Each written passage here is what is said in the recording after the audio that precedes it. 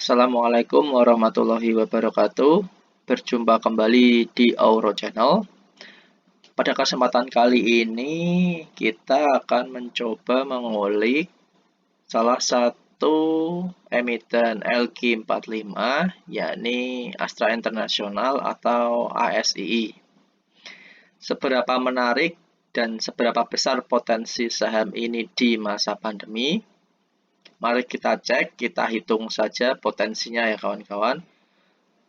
Oke, sebelum kita melanjutkan ke perhitungan di Excel yang sudah saya siapkan, ada baiknya saya menunjukkan data-data yang saya pakai untuk mengisi perhitungan-perhitungan di Excel yang sudah saya siapkan.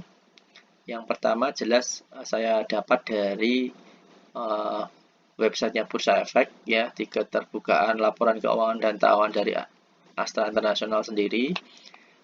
Sudah saya buka per kuartal maupun per tahunan, dan saya juga memvalidasinya langsung di websitenya Astra, sehingga saling memvalidasi data tersebut, sehingga diharapkan perhitungan kita nanti valid dan bisa sebagai referensi kita ke depan untuk investasi.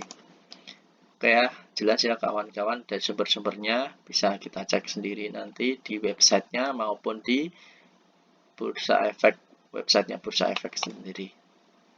Oke, kita langsung masuk ke Excel yang sudah saya siapkan. Namun sebelum kita masuk ke saham Astra International, ada baiknya saya sedikit memaparkan hal cukup penting ya, sehingga kita, sebagai referensi kita nanti untuk membahas saham ASI. Jadi, suatu perusahaan di market atau di bursa saham itu tiap tahun pasti menghasilkan laba. Ketika menghasilkan laba itu pilihannya dua, menaikkan modal inti atau membagikannya kepada pemegang saham atau dividen, seperti itu. Dua corporate action tadi atau untuk memanfaatkan laba yang ada itu, menaikkan ekuitas maupun menaikkan laba itu sama-sama bagusnya, sama-sama menarik minat investor untuk melakukan investasi, karena investor itu biasanya memperhatikan pertama nilai bukunya maupun kedua yield dividennya. Contohnya saham INKP. Saham INKP ini kecenderungan ekuitasnya naik. Jadi perusahaan ini berkomitmen untuk memperkuat modal intinya.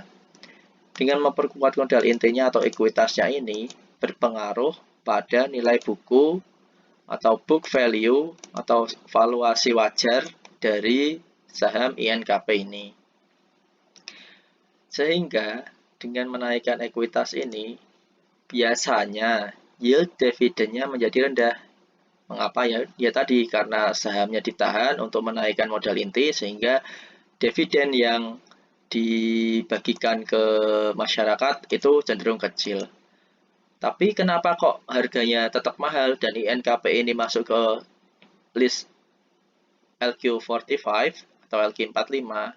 Ya, karena investor tidak selalu melulu mengejar yield dividend. Ada yang namanya growth investing. Dia mengejar dari growth atau pertumbuhan, seperti apa yang diutarakan Benjamin Graham ya. Jadi nilai buku itu sangat penting untuk mengetahui nilai wajar dari suatu emiten. Ketika PBV atau nilai bukunya itu tinggi, pasar akan meresponnya juga tinggi, seperti itu. Berbeda dengan TLKM.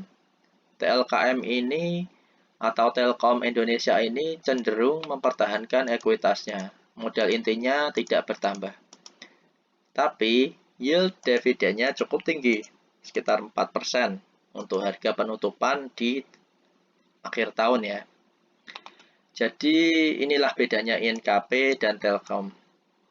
INKP cenderung mempertahankan meningkatkan ekuitasnya, tapi TLKM berkomitmen untuk membagi dividen yang tinggi ke para investornya. Seperti itu. Jadi investor itu selalu memperhatikan apakah book value-nya, nilai wajar, valuasi wajarnya, atau memperhatikan yield dividennya. Seperti itu. Yang menarik di saham ASI ini, kita langsung cek saja ya di saham ASI. Oke, kita langsung masuk ke pembahasan saham ASI ya. Setelah saya sampaikan tadi untuk saham INKP dan Telkom, ketika INKP itu adalah dia cenderung menaikkan ekuitas, sedangkan Telkom dia fokus untuk membagikan dividennya. Beda dengan ASI ini, ASI ini cukup unik. Dia tiap tahunnya menaikkan ekuitas, tapi dia tiap tahunnya juga berkomitmen untuk membagikan dividen ke masyarakat. Seperti itu. Jadi ibaratkan ASI ini adalah gabungan dari INKP dan TLKM ya. Dari sisi ekuitas ASI ini terus bertumbuh. Dari sisi care terhadap pemegang saham, dia juga terus mau membagikan yield dividen yang cukup tinggi. Seperti itu kawan-kawannya. Inilah yang unik dari saham ASI ini. Oke, kita langsung kita bandingkan saja berapa sih harga wajar rata-rata dari saham ASI ini dilihat dari price book value-nya. Seperti yang kita ketahui ya, tiap tahun karena ekuitasnya naik, buku value-nya ini akan mengalami kenaikan. Otomatis harga floating di masyarakat itu juga nanti akan mengalami kenaikan. Mari kita ukur saja PBV-nya per tahun ya.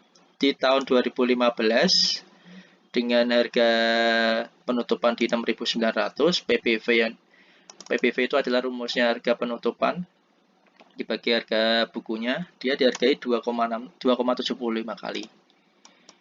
Di tahun 2016 2,99 kali.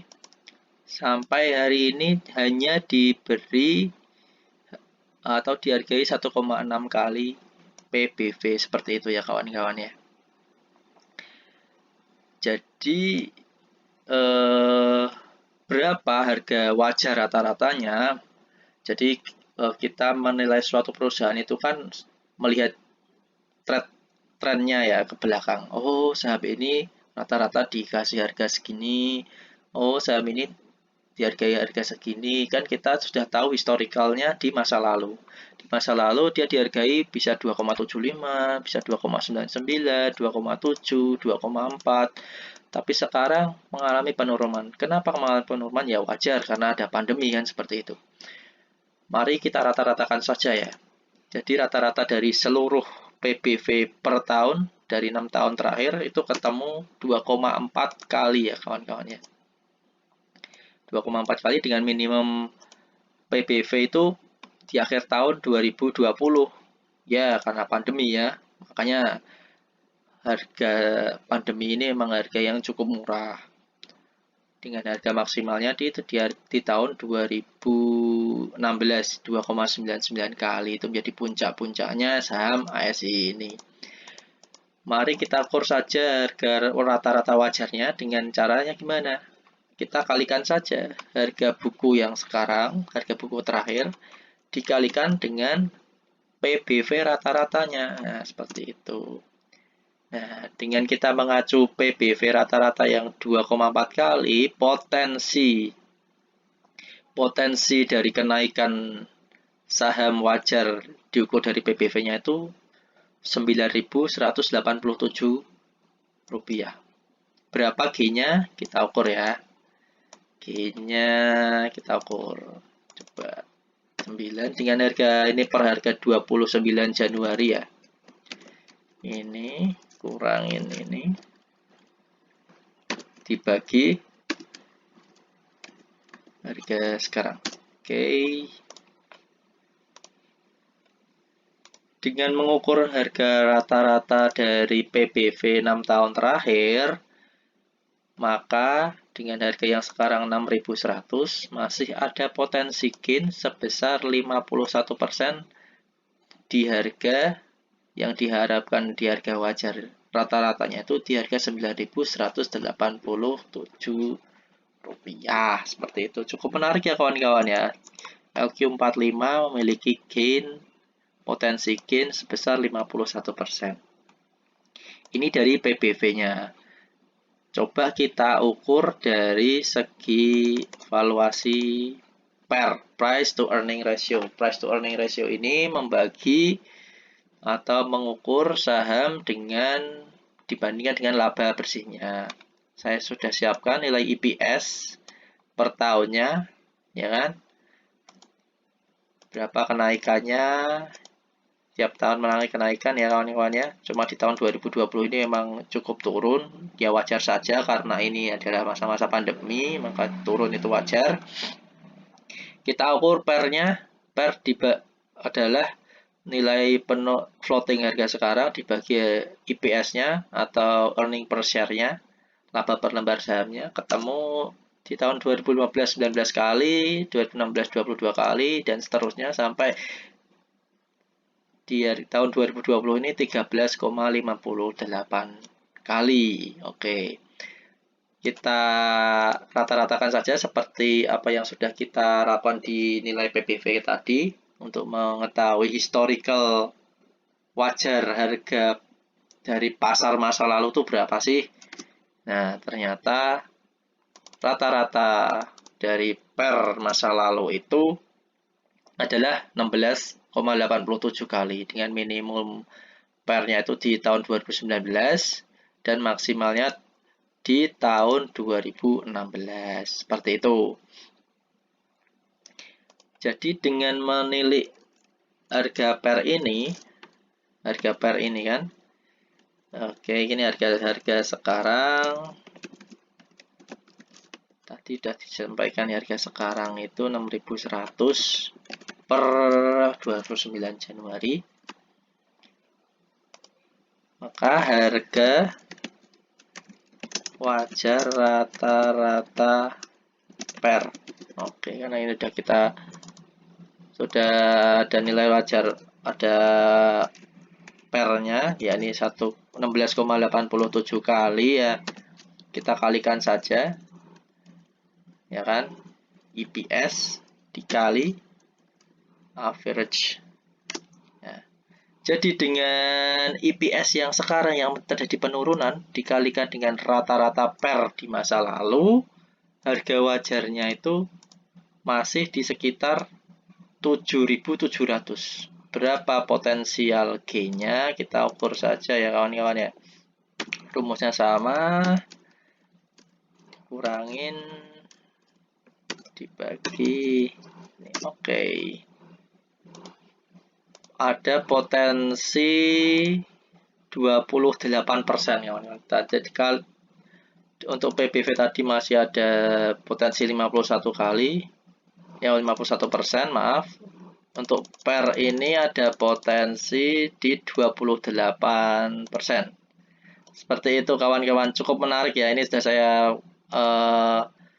saya simpulkan di sini ya. Harga sekarang 6.100, harga wajar PBV-nya 9.100 dengan potensi gain 51%. Harga rata-rata pernya 7.793. Ada potensi kenaikan 28%. Seperti itu. Ini yang cukup menarik di saham ASI ini kawan-kawannya. Dan apalagi di tahun-tahun ke depan itu lagi booming masalah mobil listrik. Jadi Astra sebagai pemegang lisensi Toyota ini juga berkomitmen untuk mengembangkan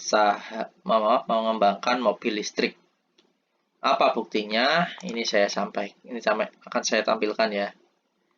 Ini saya tampilkan siaran pers atau press release-nya dari Kementerian Koordinator Bidang Perekonomian Republik Indonesia. Jadi di sini terjadi pertemuan antara Menko Airlangga dengan pihak Toyota. Jadi Toyota itu sangat berkomitmen untuk mengembangkan mobil listrik di Indonesia. Ya kan? Dia berkomitmen untuk mendukung pemerintah Indonesia dalam mengurangi emisi. Setidaknya dalam 5 tahun ke depan, Toyota menyiapkan 10 jenis kendaraan listrik konsumen untuk Indonesia. Jadi sangat besar potensi dari saham Astra International ini. Kita tahu sendiri Toyota itu memiliki market share yang sangat luar biasa di Indonesia. Apalagi nanti ada inovasi di mobil listrik. Insya Allah kita yakini saja bahwa saham ASI ini pun juga ikut naik karena ada inovasi baru di kemudian hari. Seperti itu kawan-kawan, cukup menarikkah saham ASI ini bagi kawan-kawan? Terserah kawan-kawan yang akan menilainya, kawan-kawan yang bisa mengukurnya sendiri. Bukan rekomendasi, ini hanya sebagai pandangan ke depan untuk investasi kawan-kawan semua. Jadi di harga sekarang ini secara valuasi rata-rata wajar di masa lalu dari rata-rata PBV maupun rata-rata PE ratio cukup murah, masih cukup murah dengan potensi gain minimum di 28%, seperti itu. Oke, nanti kawan-kawan kalau mau menghitung sendiri dengan angka-angka yang kawan-kawan inginkan, Excel yang sudah saya bagikan itu nanti juga akan saya share di kolom komentar. Silahkan di download lewat situ ya, nanti linknya saya share di kolom komentar. Dan untuk mendukung channel ini berkembang, minta bantuan kawan-kawan semua untuk melakukan like, share maupun subscribe sehingga kami bersemangat untuk memberikan konten-konten yang bermutu, yang bermanfaat, menambah pengetahuan kawan-kawan semua, khususnya nanti ketika berkecimpung atau masuk ke dunia pasar saham Indonesia. Terima kasih. Wassalamualaikum warahmatullahi wabarakatuh.